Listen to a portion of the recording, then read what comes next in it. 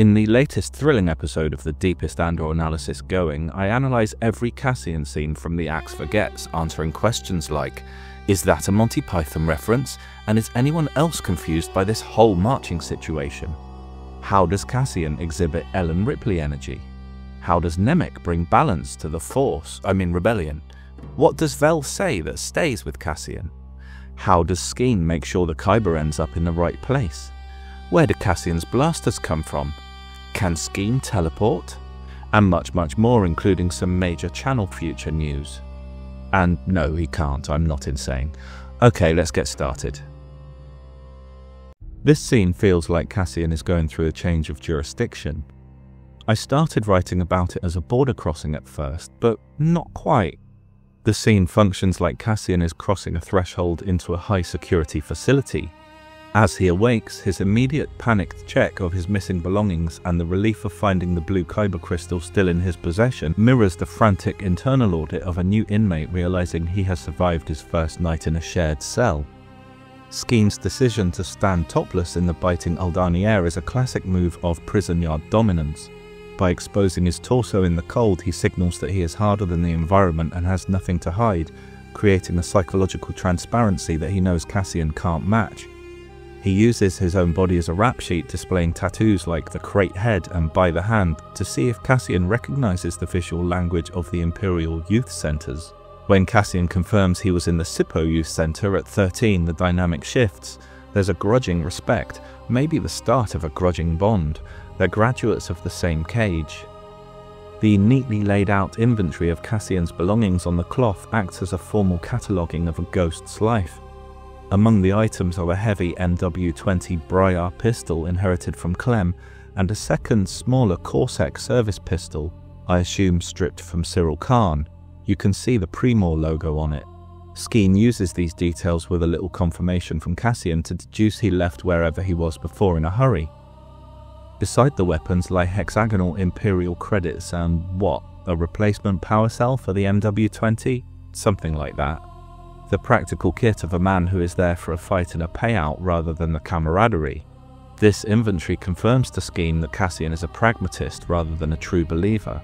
The rebellion in this moment behaves exactly like the system it claims to oppose. Audit first, trust later, if ever. Cassian's refusal to explain, to confess, to declare motive makes him illegible and may be the only reason he survives crossing this threshold.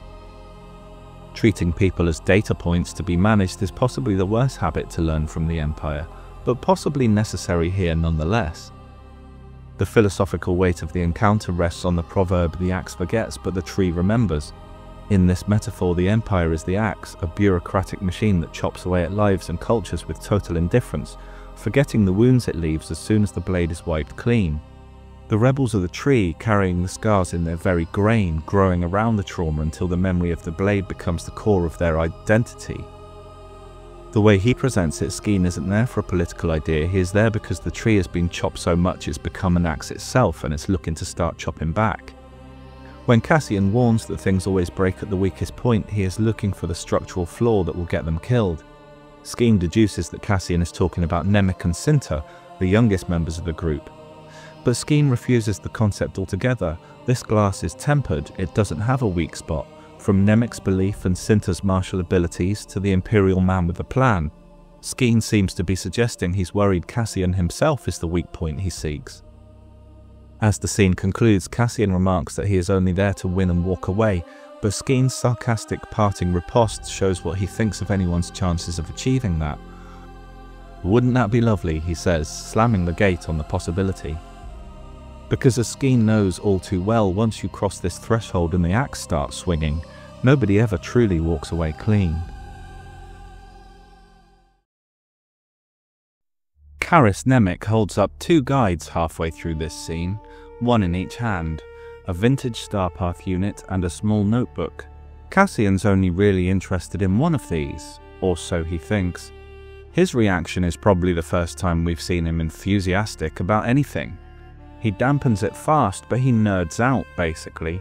And it makes sense, he's a pilot with a keen interest in ships and keeping off the Empire's radar, and you can't really be raised on Ferrix without becoming a massive geek about parts, gadgets and tools. Cassian has lived his whole life by systems that get you out of trouble and the hard-earned knowledge of what still works when the shiny stuff isn't safe.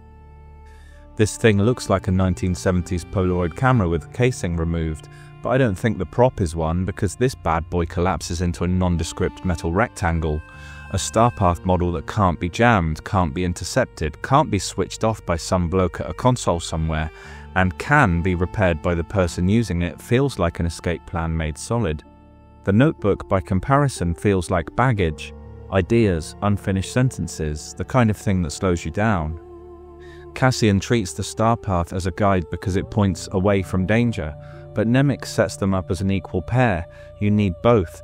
One charts an astral path, the other maps a trail of political consciousness.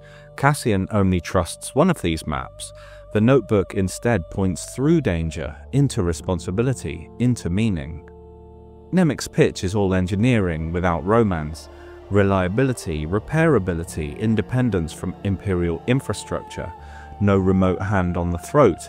The Empire's technological dominance shows up here in a very specific form. Dependency disguised as convenience.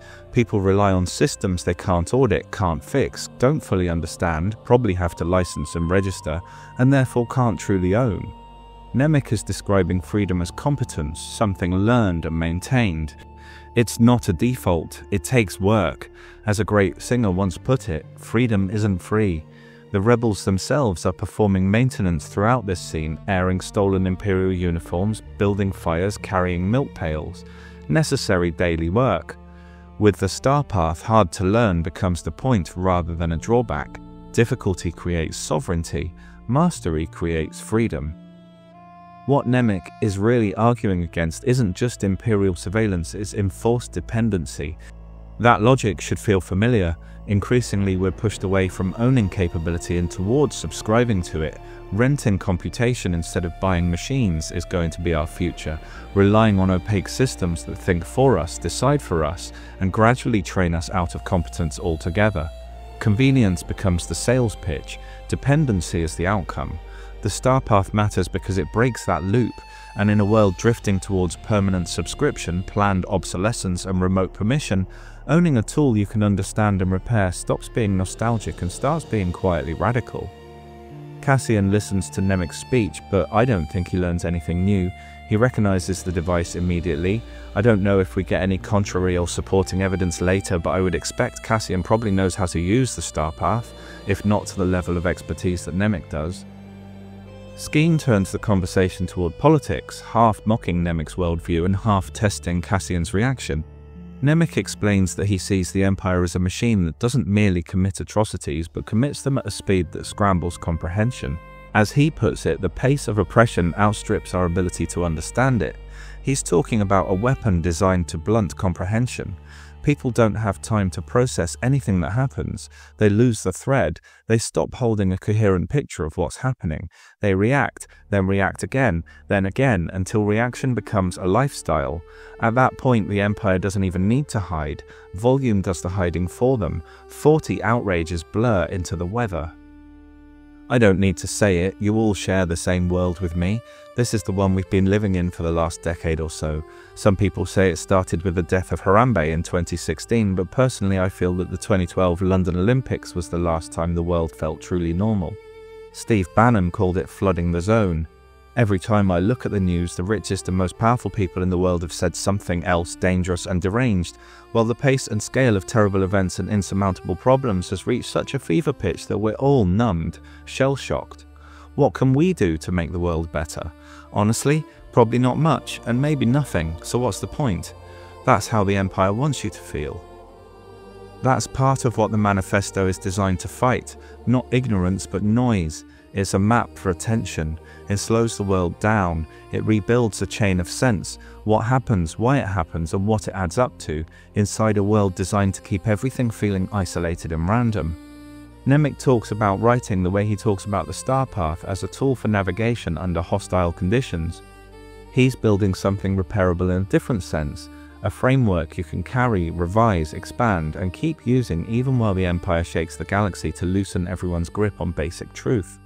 I will analyze the manifesto itself separately, but I love that there's a shared theme of remembering between the two items, remembering how to navigate without their systems, and remembering how to think clearly inside the noise those systems create.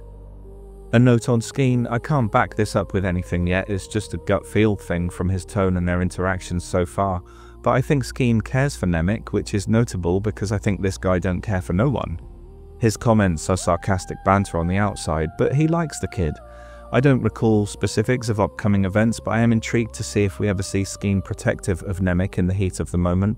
Despite his words, I think he both does trust him and is quite taken with the manifesto too. This is where Cassian's undecided voter value shows up. Undecided and non-voters win elections when made to care. Cassian hates the Empire, he knows what he's against. The posture is incredibly common in real politics and incredibly awkward for movements because it's useful and unreliable at the same time. It produces bodies, skills, and momentum without producing certainty. Nemik calling Cassian his ideal reader could mean a few things. The rebellion needs people who can act before their worldview is fully formed. It needs people who don't require the psychological comfort of a creed in order to do something dangerous. Nemik views this lack of pretense as a sign of a trustworthy reader. Cassian is the ideal reader because he will test Nemik's ideas against the harshness of reality. And finally, can this undecided voter be transformed through a powerful message into someone who's going to fight for something for once? Towards the end of the scene, Skeen tells Cassian to finish his milk, and it reads like a friendly direction until you see the trap.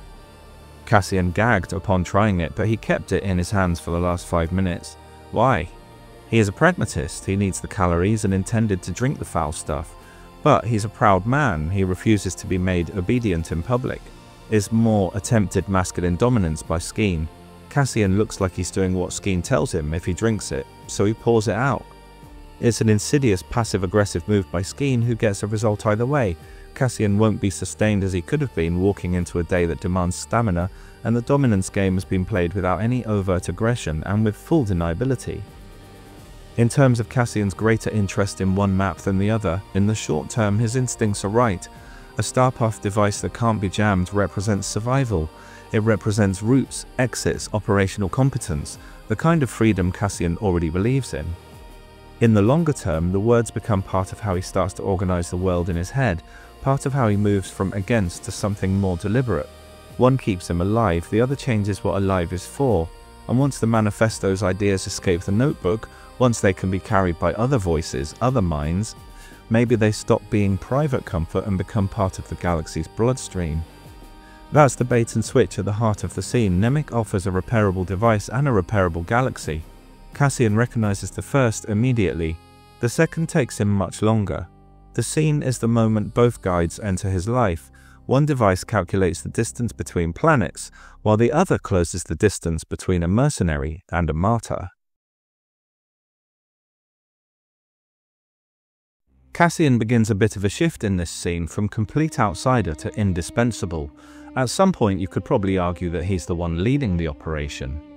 Aliens is the first example I thought of in terms of this kind of formal versus operational authority. Ellen Ripley's presence is mocked by the Marine Corps until it suddenly isn't. From that point on, they do pretty much anything she says while Gorman stares into the middle distance. Quick aside, while looking for images for aliens, I found this. I pissed myself laughing at this when I saw it on the back of the special edition VHS at age 14, and it still cracks me up. The tone is so not the movie. When Cassian walks into the tent, Val and Taramyn are playing expert, running through their model with all the right vocabulary. Track launch, adjusted thrust ratio, overhead rail, the comfortable sound of people who've thought this through. They're faking it. I think Val and Taramyn are quite funny here. They know their plan has a critical unknown. They have clearly decided to call Cassian in for the express purpose of attempting to get the answer out of him without this dirty little secret being discovered by him, because that would be desperately embarrassing, and their intent is to stealth it out of him under the guise of planning talk. But they do this with the subtlety of George Lucas making improvements to a classic movie, so he calls them out immediately, and from that point on the pair are deeply ashamed of this gaping hole in their otherwise meticulously detailed heist. Taramyn's reaction to Cassian's mockery is to get progressively angrier and try to shut him down, but it's impotent because not only is Cassian right and this slip is unforgivable, the outsider has just become indispensable and everyone knows it. Their plan assumes the escape craft is already free to move when the reality is it's trapped in a cradle, tethered to its base, subject to the deeply unsexy question of how you get mass to move uphill. Taramyn tries to restore order. Answer the question. He wants to put the hierarchy back how it was before this guy was laughing at him. Leader asks, asset answers. Makes sense, operations die when conversations turn into ego contests. But discipline can't fill a gap where knowledge should be. Cassian forces Vel to commit. Rail, mounted, ready to go. She keeps saying yes, anchoring it all to Lieutenant Gorn being inside every day, proximity mistaken for expertise. Cassian supplies the missing piece, load clutch, ugly handle next to the booster throttle, gauge that reads the weight. Suddenly the conversation stops being theoretical. Why isn't this in the manual? Taramyn sounds betrayed. The answer guts him. It's custom, an add-on. The official documents don't describe the actual object. Even Imperial infrastructure runs on improvisation and shortcuts, things that live in the gaps between regulation and reality. That's where Cassian also lives. That's the microclimate where this rebellion learns to operate or dies. Then Cassian twists a knife. What were you going to do if I wasn't here? Vel has to say they'd have figured it out. Leadership can't confess helplessness and survive. But let's be honest, there's a very high chance they would not have figured it out, and she knows it. Taramyn's also evasive, but ultimately more honest. He says, we wanted to be sure. You can see right through that, it confirms it. They didn't know anything. They were hoping the answer would appear when it mattered. Cassian walked in and made that luck unnecessary. So now it's a fight over ownership. Cassian says he'll pilot. Vel blocks him on principle, telling him you'll do as you're told. It's a boundary marker with almost nothing to do with flying and everything to do with hierarchy and precedent. If Cassian can claim core functions because he's competent, chain of command becomes a suggestion. He offers a deal dressed as indifference. Call it her idea, take credit, he doesn't care. He just wants control that matches risk. That's the real politics here. Authority in this camp is supposed to flow from role. Cassian's forcing it to flow from responsibility. Vel yields, okay, and the mission just got safer while her leadership just got more complicated. For what it's worth, I have no doubt Vel was desperate for Cassian to offer to fly, and that first resistance was for show. She suspected, and she now knows, that he was the right member of her cell for that critical role. Outside, it becomes clear they chose to camp in this valley because of its similarity to the one where the base is. Taramyn walks Cassian, Clem through the target, tower yard, dam, HQ, barracks, tunnel, control tower, the door and the temple path. It helps Cassian create a ghost map that he can memorize in advance, one he can later use when fear narrows his thinking. I also think it's a much needed rebalancing of pride from Taramyn, a much needed reminder that despite their monumental lapse they have put the work in. By the time Cassian says he's got it, they've extracted what they needed and given him something back, a route through their plan that now carries his fingerprints. It's the same cognitive shift Ripley forced on the Marines. Formal authority can give people orders, but survival requires listening to whoever actually knows how these things work. Ideals don't pull the craft up the ramp. Titles don't find the load clutch. You can organize people into formation, but it takes someone who knows where the ugly handle is to make the damn thing fly. I've read that people don't respond to subscribe animations, they respond to spoken appeals, so if you're one of those people that likes my content but isn't subscribed, what are you doing? Seriously though, it would be doing me such a solid if you could just move your mouse over there and click that button for, yeah, that one. It means so much, thank you. Let's get back to it. If the tent was the classroom for the heist, the valley outside is the rehearsal stage. Here, Taramyn attempts to drill Cassian on the theatre of the Empire. He begins by scripting Cassian's cover identity, Imperial Private Clem, providing the backstory of a sentry transferred from Alkenzi Air Base. But the scene quickly moves from narrative to physical. Taramyn is obsessed with the look of the soldier, specifically the rigidity. His instruction to pull the shoulders back is an attempt to erase Cassian's natural, fluid body language, the slouch of a man used to hiding in crowds, and replace it with the stiff, upright arrogance of an Imperial trooper. The rebellion must adopt the soldier's march, a gate that projects total unthinking confidence to walk through the front door of the garrison. Taramyn attempts to assert dominance through physical correction. His shove is a drill sergeant's move, a militaristic shortcut to hierarchy intended to put the new recruit in his place, possibly because he's still stinging from the humiliation moments before. Cassian's response, "Don't touch me. You want something, you tell me," is an immediate, professionally delivered check on Taramyn's authority. It is not delivered at volume, but it carries a tone that says a third shove will result in violence. It draws a hard line between cooperation and submission. Cassian is signaling that he is a mercenary partner, not a conscript to be manhandled.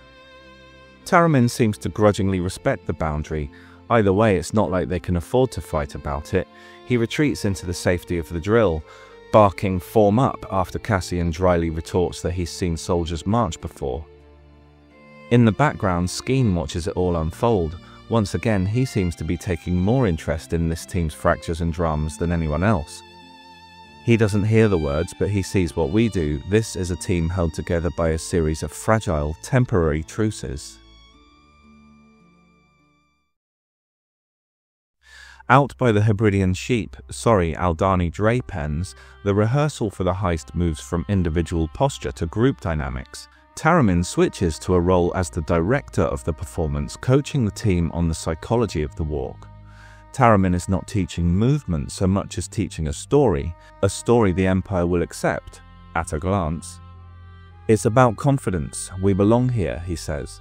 Notice how he speaks in continuous present tense. We're following, we're listening, we're ready. He's training them to think of the operation as already underway, an effective way to build the group's confidence. Their survival depends on whether they can convincingly inhabit a uniformed role long enough to get through a door. He is teaching them how to act the part, stressing that Gorn is the gatekeeper and that the squad must be locked in. However, just as with the earlier posture drill, the performance is interrupted by the cold reality of tradecraft, and then the cold steel of warcraft.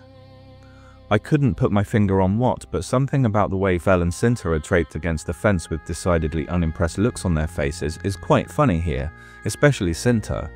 One of my patrons mentioned that it has the same vibe as the sheep farmer in Monty Python's Flying Sheep sketch. It so does, but I thought that can't be intentional. I'm not so sure now, having revisited the sketch, which features a bored-looking shepherd watching an absurd attempt at transformation with professional detachment, as his sheep climb trees and believe that they'll become birds just by hopping about on their back legs. He lets them continue because he thinks there might be profit in it at some point. Cassian demands to know what their role is going to be, but Taramyn shuts it down. Might be operational compartmentalization, but it's Taramyn, so it's probably status protection. Cassian should know his role and shut his mouth. Taramyn reacts the same way to Cassian's next comment, "You should switch." It's just Cassian doing the most Cassian thing possible, interrupting the performance with a practical note that exposes the gap between theatre and reality. Skeen is left-handed. Weapons should be pointed to the inside. Taramyn's immediate reaction is pure hierarchy reflex. Before he even evaluates whether Cassian is right, he evaluates whether Cassian is allowed to be right. "Get a handle on what we're doing here before you start making suggestions," he says. But Vel doesn't let that stand, quizzes Cassian on the handedness of the team, and Cassian answers with the precision of a profiler. His observation that Nemik favors right but shoots left is the real zinger. It reveals that the mercenary has been studying his employers with a depth they didn't realize, noting the subtle biomechanics of how they handle weapons even when idle. It's the handle again, and the manual. If Nemik had a manual, it would say he shoots right, but the official documents don't describe the actual object. It's a custom job. For some reason, Nemik adapted. Little thing about me, I'm right-handed but eat left. Fork in my right hand. People say your dominant hand should cut as that's stronger, but my left hand is strong enough to cut, and surely the dexterity is needed for the fork. When I try to do it the right way, there's a risk of stabbing the fork into my face instead of gently placing it in my mouth. Handedness isn't a global setting. I'm not here to critique the show, but there are technicalities here that I don't understand, and when that happens I will say so. Imperial soldiers will have a protocol to follow in this scenario with 2 right-handed and 2 left-handed shooters in a squad. But Taramyn, former stormtrooper, would already know that. It would have been drilled into him. And if I, who knows nothing of such things, thought that Taramyn and Skeen's guns pointing in different direction to Cassian and Nemik's looked wrong on my first watch before Cassian spoke up, then I can't imagine why Taramyn hadn't noticed, or Vel and Cinta, because to me it's really bloody obvious. I don't think Cassian's thinking of what makes best tactical sense should they get into a firefight, because if that happens before they get inside, they're all done for anyway. Cassian, like Taramyn, is trying to make sure they look the part so they won't have to fight. Let me know if I'm misunderstanding something, but otherwise this may be a bit of writing that doesn't quite work. I kind of wish they'd have gone for something more subtle that the audience and other characters weren't so likely to notice, because this does feel a bit, well, duh. And is it really the case that you point the guns towards each other instead of outward? Any army people watch this channel? I digress. In a nice little moment, Vel gives Taramyn a look and he immediately caves to her authority, switches with Skeen and suggests they run it back again, while Skeen, inviting further suggestions from Cassian, lands like everything he says does. Perfectly reasonable if you were to see it written down, but delivered with what are becoming dangerous levels of sarcastic venom. At this moment, Cinta, despite looking bored out of her mind throughout, proves that good rebels never really switch off, and is the first to hear the distant dread whine of the TIE fighter storming into their atmosphere. Vel proved her worth as leader, screaming to cover the guns, sending men sprinting in all directions to throw blankets and hides over the weapons. They achieve it just before the TIE vanishes over the ridgeline. Or did they? It's Vel that predicts it. He's coming back. The TIE pilot's choice to turn around and buzz the group is not an act of tactical suspicion, but of casual cruelty. The fact that he doesn't open fire or radio for immediate backup to this location tells us they made it in time. He saw a group of locals, Dani shepherds, possibly pilgrims heading for the temple, and decided to terrify them for sport, swooping low enough to rattle their bones before vanishing back into the clouds. It is a moment of high-tech bullying that underscores the massive power imbalance at play.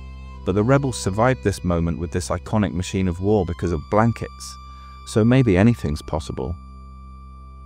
It is Nemik who reframes this terror into tactical advantage. First, he touches Cassian reassuringly on the shoulder. Taramyn tried to touch Cassian in the last scene and it didn't go so well. Cassian has been in youth detention, he's been physically corrected before, he wasn't going to allow that to happen again. But Nemik's touch communicates care and implicitly welcomes Cassian to the group as a person rather than a tool. Nemik then offers the shaken Cassian a profound piece of wisdom. Surprise from above is never as shocking as one from below. The TIE pilot representing the Empire looks down from his high-tech perch and sees only harmless scenery, whether that includes people or not. He assumes that power flows exclusively from the sky to the ground. He cannot conceive that the dirt-stained degenerates he just mocked were hiding the plans and weapons that can bring him down, or that he'll spend tomorrow night attempting to avoid billions of exploding crystals in his notoriously lightly shielded craft. Ultimately, the Empire's greatest weakness is not its lack of armor, but its inability to imagine a threat rising from the stinking subhumans in the mud. I've got a quick channel update and you don't want to skip it because otherwise you might end up wondering what happened to those sweet Andor videos you like. The Save the Upstairs Lounge project was my last best hope for survival. It failed. So the videos you see here often require multiple uploads and a lot of rework before they'll let me get through content checks. This video's already taken a week's worth of extra evening work to jump through the hoops to get this up, and I'm already sure it'll get around 600 views, maybe 1200, maybe 300. The changes I have to make aren't even improvements. The channel's not growing fast enough. Maybe I'm algorithmically unlucky, maybe people don't like monotone British accents, or maybe Andor isn't a big enough market to make this a success. I'm a 50-year-old man with a 6-week-old daughter. Life is life. My employment ends in March, and I need this channel to be sustainable. I'm having fun, but it's going to get pretty hard to explain to my partner soon enough why I'm spending time doing something that isn't directly supporting my family. So the plan is simple. The Andor project will continue at full pace on Patreon for the few dozen people on there until it's finished, and be followed up by Rogue One, of course. But on YouTube, Andor's going to slow down a lot, not because I'm bored or quitting, but because I need to put the extra YouTube production time into things that might grow the audience. Films, other shows, maybe a graphic novel. I need a commercial hit to fuel the passion project. I'll try things until something hits and that will become my parallel project. Plus, I don't want this channel concept to start and end with Andor, as that's finite. There's still a window where this could change. When I did the original Save the Channel video, I said we had till the end of March. My aim is to get the eye done. There'll be a quick scheduling update later in this video so you can see when, and then if the needle hasn't moved, I'll have to accept that it won't unless I try something different. If you want to help finish this video, like, comment, all of that is genuinely really important. And go pick me up on socials or Reddit. But if you want this in real time as I complete them, Patreon are where they'll be. It's $6 a month, which doesn't even buy a pint where I live, but if enough of you do it, it'd make a hell of a difference. I'd be able to get back more production time and ironically be able to put Andor out faster for all audiences, with the current Patreon lead time intact. If you're happy to wait but still want to support, there is a $3 tier too. I've got the same name on there, I'm easy to find. The Discord is a bit crap at the moment, admittedly due to the small numbers, but if you come for the Andor videos, I will not let you down. I'm kind of hoping there was a secret army that thought, well, if we got 6 months to save it, I'll join Patreon at the end of that time, not the beginning, and if that's you, now's the time. We see Taramyn and Skeen dig a large metallic crate out of the Aldhani mud. We can deduce from the scene's dialogue that it contains the comms and charges for the heist. Cinta is coaching Cassian on Aldhani pronunciations while helping him with his Imperial uniform's undershirt, I assume because his arm still isn't right. The camp is thick with the jittery electricity of crunch time where every gesture carries an amplified weight. It is here that Skeen executes a masterclass in social engineering. Social sabotage, social disruption, social subversion. That's a lot of sibilance. I've said before that I think this is Cassian's most important skill. He's very competent with ships, guns and tech, but so are lots of people. What makes Cassian special is his ability to read people, instinctively understand how to undermine them, how to create allegiances and how to tear theirs apart. He's a master manipulator. I believe Skeen has basically led Cassian's life but harder. I'd be confident suggesting he was likely beaten by a series of deadbeat stepdads for a start, where Cassian had Clem and Marva. So he's got this skill set too, and he absolutely embarrasses our boy here. Skeen plays him like a Stradivarius in the hands of a virtuoso. Cassian's schoolboyish reaction is a fascinating failure of his usual tradecraft.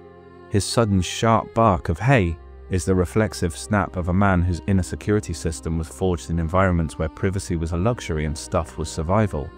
For him, it's an unusual tactical error, but it isn't rational. It's a muscle memory flinch. Skeen, ever the master of plausible innocence, absorbs this outburst as if he's surprised and even offended, framing his provocation as mere tidiness. It's a brilliant bit of manipulation that leaves Cassian looking like the erratic outsider. Although it must be said Vel knows Skeen enough not to buy it, admonishing him before turning and letting Cassian know she was not taking sides by doing the same to him. But the damage is done. In his reaction to that one friction point, Skeen confirms his hypothesis. Cassian is heavy. He doesn't need to see what's in the bag to know Cassian is hiding something somewhere. The territorial bickering is underscored by the chilling professional clarity of the women. While the men argue over bags and boundaries, Cinta's admission, "that would be me," when Nemik asks who packed the charges, is a powerful assertion of ownership in a story obsessed with responsibility. Whether it's a thematic rhyme with the earlier "that would be me" from the series' second episode or a standalone moment of agency, it defines Cinta's role as the group's silent architect of destruction. She is the healer who can stitch a wound while calculating a blast radius, a duality that makes the petty squabbling between the men seem almost amateurish. In the rebellion, ownership can be heavy. By saying "me," Cinta accepts the weight of the lives those charges will take and the risk they carry. Rattled by Skeen's prying, Cassian retreats to a quiet area to put his jacket on and secure the Kyber crystal somewhere safe. It wasn't in the bag, it was in his boot. He stashed it there before Cinta helped him dress, I assume, but it doesn't matter where it was. Skeen now knows it exists. He thinks he's been discreet, but in the close quarters of the camp there is no such thing as a secret move. Skeen doesn't watch Cassian as he makes the switch, but he doesn't have to.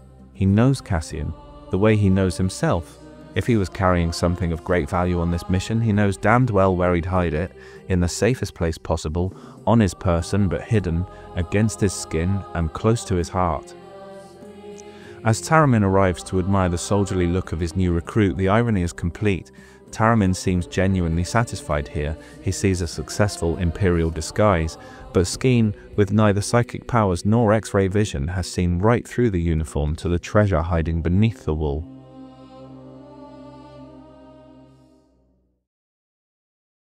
The sight of Nemik's model burning away is deeply melancholic.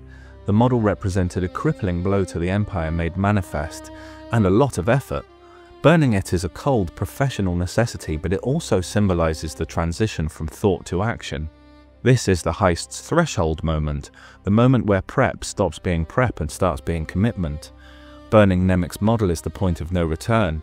They are literally destroying the map of their own thinking so that the Empire can't reconstruct how it happened. Is framed as a quiet, somber vigil, a funeral pyre for the identities these people have worn for months. They've been wanderers, vagabonds, shepherds, and they've been harmless. All of that changes now. Within this circle of firelight, a shift occurs in the squad's social hierarchy. Taramyn has spent the last several scenes belittling Cassian, correcting his posture, dismissing his suggestions. Handing over the flask is the universal military gesture of acceptance. It is the moment Cassian is officially promoted from an unwelcome tourist to a member of the squad. Cassian's look silently acknowledges that he appreciates the gesture and reciprocates it. They're saying, "We're a team, I'll have your back." I think the reason Vel picks on Cassian to give the advice stay focused is her way of doing the same. Cassian wasn't not focusing, it's just a little nod to him, a moment of reassurance, the leader's acknowledgement that he's one of them. He drinks, hands it to Vel, and the circuit is completed. The friction that defined the camp has been cauterized, for now, by Cassian's competence, the tie's reminder of why they fight, and the proximity of the mission. Contrasting this hard military ritual is the domesticity of the two besties, Skeen and Nemik, sharing fruit. It's a soft touch in a scene defined by steel and fire.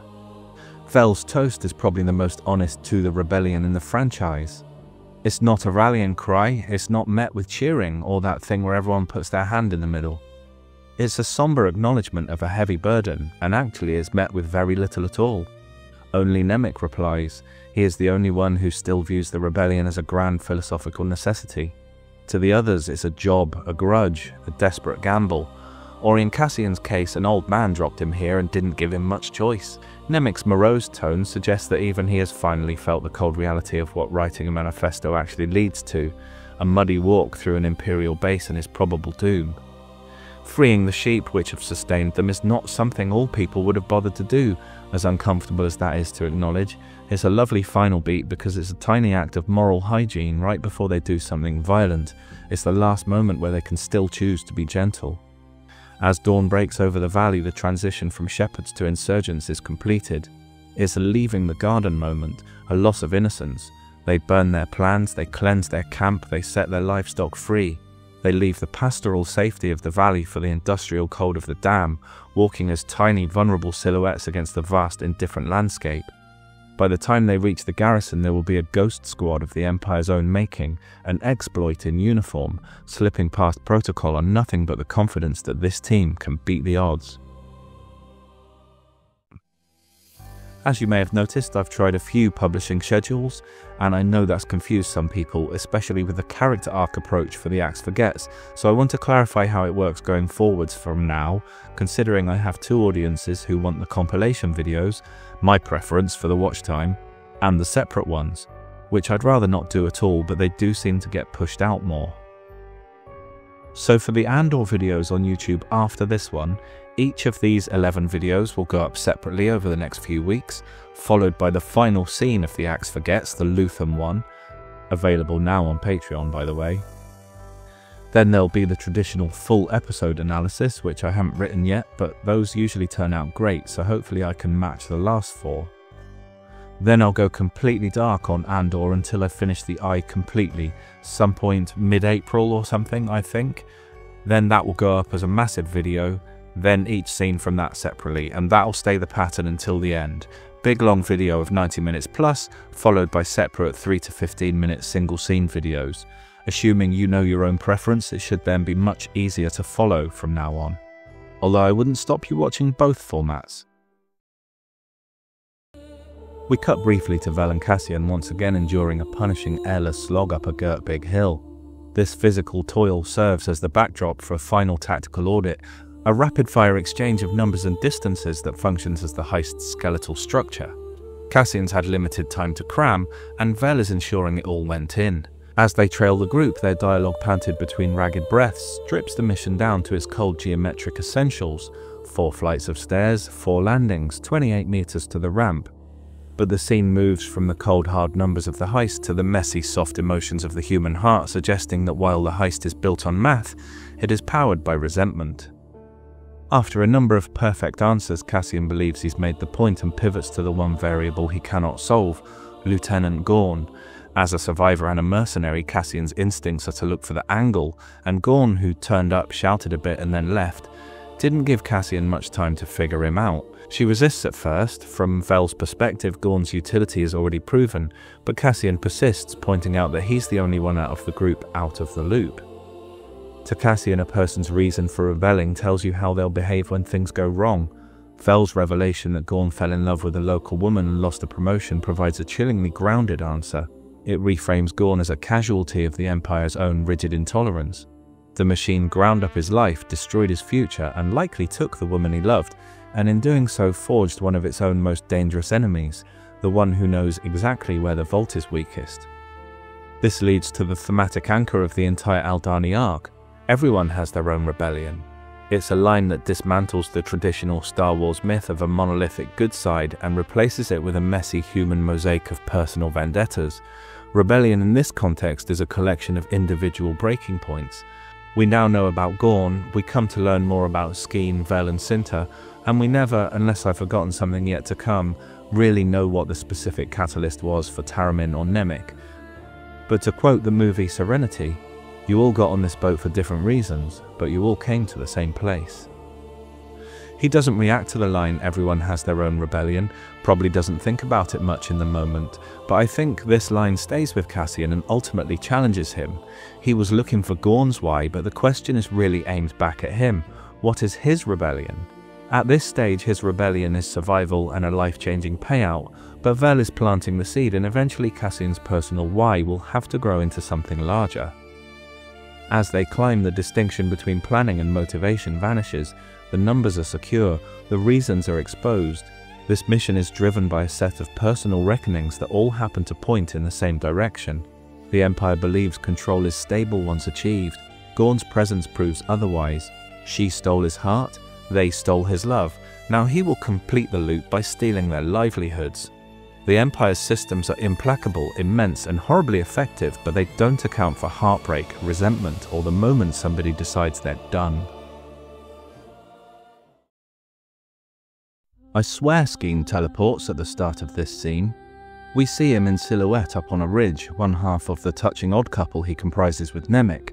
Cinta is emptying Aldhani from her boots, Vel is having a stretch. We see Skeen handing Nemik a flask, and even from this distance we can see there is affection in their interactions. Then he turns and saunters down the slope, not in any rush. The vibe is chilled. A moment later he's a ghost behind Cassian. He doesn't, of course, teleport.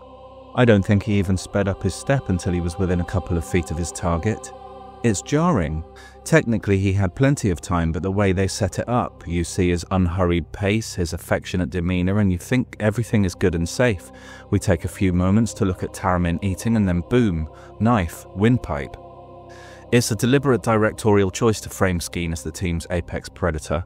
One moment he's a supportive brother figure to Nemik on a distant ridge, and the next he's a blade and bad intent. By cutting away to the mundane, the show lets the audience lose track of him, just like the characters do. It tells you everything you need to know about why he's survived this long. This scene is the narrative cleansing of the group, a brutal, high-altitude shakedown that strips the team of their pretenses and baggage before they hit the garrison floor. It's where the shepherd disguise finally burns away to reveal the raw, jagged nerves of a cell that doesn't trust its own members. When Skeen rips that Kyber stone off Cassian's neck, he's not just finding a payday, he's finding the out he's been certain Cassian has had tucked away since the start. To a guy like Skeen, a treasure in a robbery is a signed confession that you don't plan on dying with the rest of the team and have probably already sold them out. The physical layout of the scene, the group scattered and vulnerable on the hillside, underscores how effectively Skeen has fractured the team. Despite the previous night's bonding, they aren't a squad anymore, they're individuals staring at a potential traitor. Vel orders they get to the camp first and fix it later, with violence if needs be, but Cassian's response is a masterclass in tactical honesty. He realizes that this is too big to let it fester. That's too dangerous. He realizes that in a circle of people fueled by volatile things like belief and revenge, the only way to become safe is to become predictable. By admitting he is only there for the money, he performs a hard reset on their expectations. For Skeen and Taramyn, a mercenary is a tool you can understand.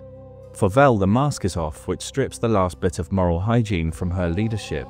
The fact that even Cinta was caught with her shoes off is the final nail in the found family coffin. Vel sacrificed her team's trust for a tactical asset, and now she has to lead a group of people who are looking at her like a stranger. But man, watching Nemik hear that is the real gut punch. His "what?" is so small and so crushed. He thinks it's an almost holy calling. And Cassian just told him it's a business transaction.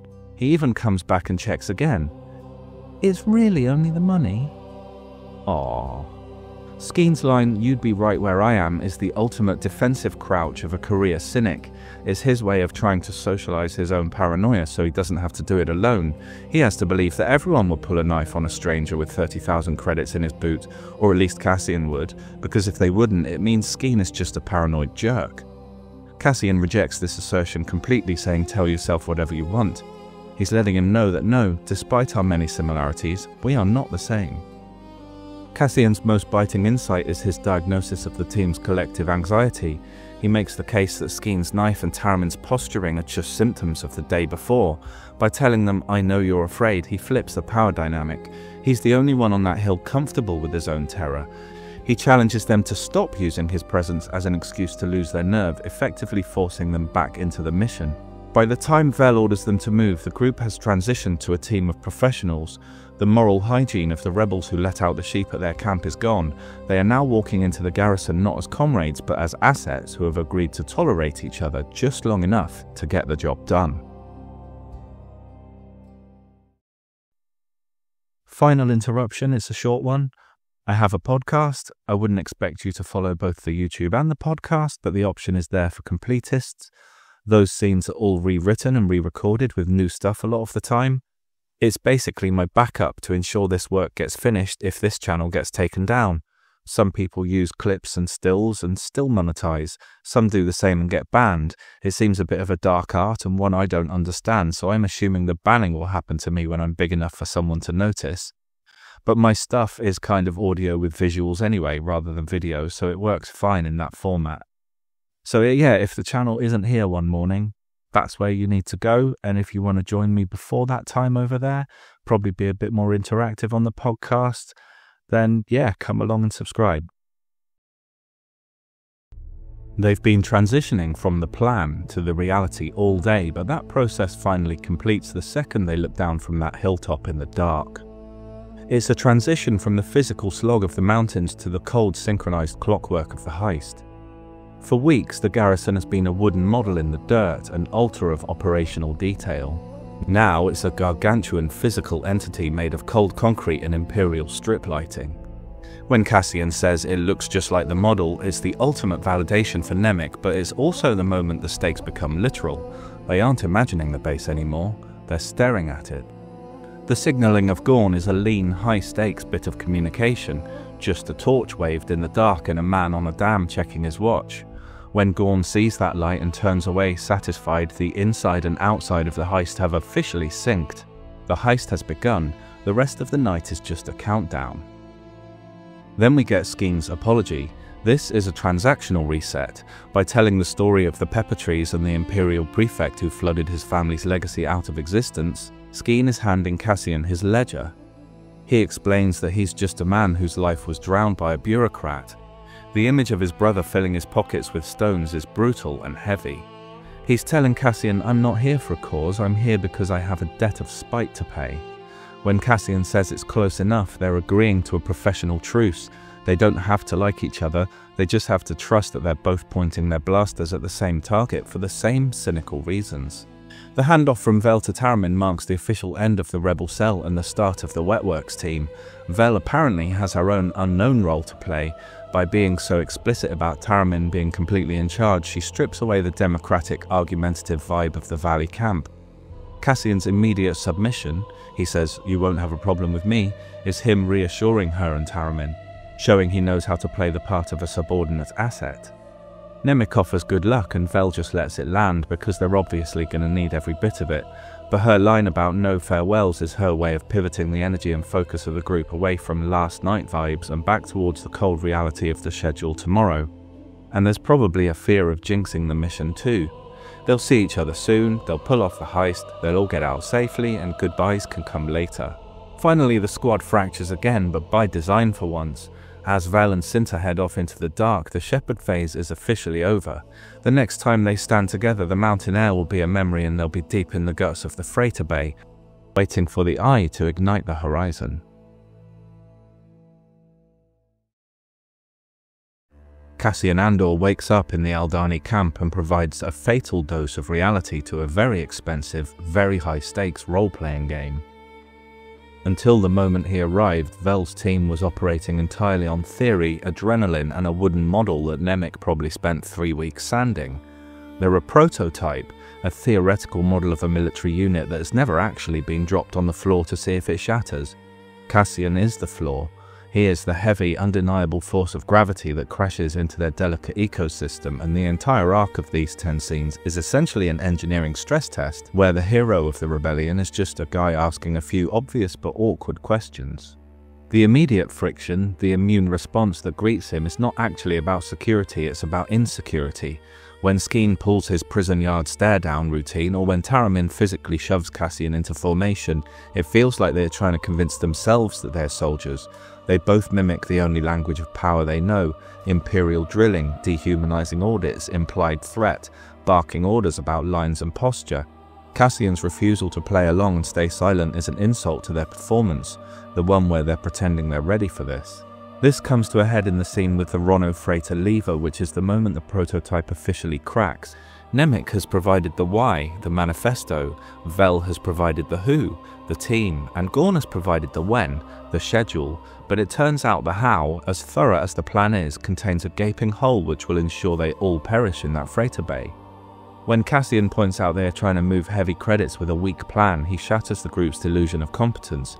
Taramyn is so pissed at him for it, he takes until they share a flask later that night to get over it.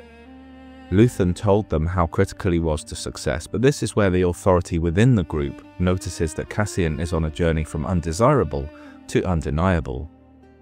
Cassian is being forced to learn and utilize 2 kinds of navigation at once, both of which held up by Nemik. One is the literal navigation of space, the distances, the stair counts, the weak points, the signals, Nemik's model, Taramyn's imaginary map. The other is the navigation of people, how a coalition holds under stress, what stories stabilize it, what secrets destabilize it. Early on in this setting, Cassian trusts only the first map, the Starpath. He's a survivalist and a technician. He understands tools, exits, systems you can repair yourself. The second map, the manifesto, looks like a risk. Cassian has certain people skills already, as we've seen, brilliant at reading people, good at compartmentalizing info and destabilizing allegiances. But here he views that map as unreliable. Its ideas, unfinished sentences, moral positioning, it's whatever this Skeen guy's problem is. But the arc forces him to master it anyway, because by the end the most immediate terrain isn't the garrison, it's the group. And by the end his people skills have not only got him out of trouble, but forced them to form a coherent, competent group they wouldn't have been without him. Cassian arrived late, illegible and therefore dangerous. On Ferrix, being a cipher was his protection, is how you survive systems that want to catalogue you. But in the closed environment of the camp, that illegibility has a half-life. It stops reading as safety and starts reading as an unbounded risk that the others can project their worst-case scenarios onto. Indeed, the Empire barely appears in these scenes. The real enemy that they have to contend with in the last couple of days is time. When there's too much time to worry, the mind fills the gap with narrative. Narrative looks for a villain, and those doubts and cold feet are turned against the secretive newest member of the group. Skeen's knife becomes the arc's necessary rupture, representing an ugly internal audit protocol the cell never formalized. Cassian's response to that rupture is the moment you see him fully step into the second map. He realizes that the worst possible outcome isn't that they dislike him, it's that they walk into the garrison with an unresolved, unbounded suspicion bubbling under the surface. So he chooses a smaller identity on purpose. Money is the smallest story that makes him predictable. A mercenary is a tool you can model. A mystery is not. In one move, Cassian stops being an amorphous threat and becomes a finite variable again. By the time they reach the dam, the transformation is complete. They are silent, fluid, and grim because they are finally won. Cassian reassures them he'll follow orders without problem, but only because he's massaged the plan into a place where he knows those orders will make sense now. The gravity of his pragmatism has successfully crushed the prototype into a dense, dangerous diamond. Cassian Andor didn't join a rebel cell on Aldhani, he forged one. Without him, they'd have turned on each other before they got there, may have been questioned about their marching technique, and if they got far enough would have been swarmed with Imperials while they have a freighter full of credits and no idea how to launch it. He took a group of dreamers, cosplayers, and broken farmers, and by simply being the real thing in the room, the guy who asked about the weight and refused to play along with their well-planned but still somewhat amateurish nonsense, he forced them to shed their pretensions. The Empire created the members of this cell, and Vel recruited them. But it was Cassian that took the dull, brittle knife and sharpened it into a blade that can slip through the stark white plastoid alloy plates of the garrison's armor and straight into its heart.